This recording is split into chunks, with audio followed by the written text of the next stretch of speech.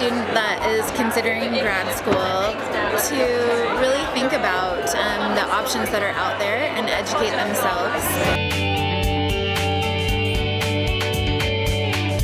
So undergrad is great, you get a lot of options for sure, but there's so many things in this world to do and to be done that grad school gives you even more, an even bigger opportunity to take advantage of those options.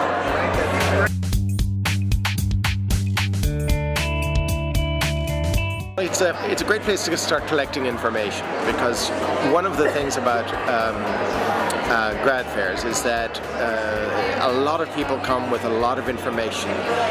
Sometimes there are programs, for example, this one here, Masters in Clinical Laboratory Science. It's the only one in California. But you could go to a number of tables around here and they're going to have unique programs, or programs that maybe incorporate some of the interests that you've had and never seen together in a graduate program before. So I think they're a very good place to start the information gathering process.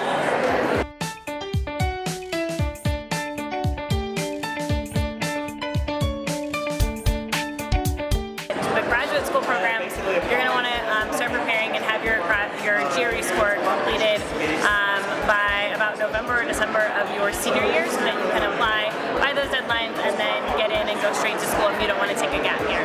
And students often ask me what the best time to study is for these tests, and I always tell them the time that you have the most amount of time, or the most laid-back schedule in order to actually study, because it's so important to actually go through all the materials and get it down really solidly, and then go through a certain amount of practice tests before you take the real one.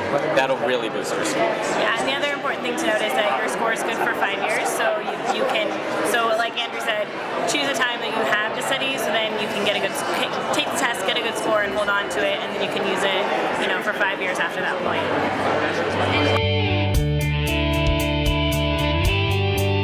Why would you want to do a PhD? Well, obviously everyone should. It shows that you are very intelligent and that you can apply yourself to problems. If you then decide to go the academic or industrial route, hopefully you can get a job. If you decide that you don't want to become a scientist after this, then it just shows that you have the ability to go into any other field that you might consider.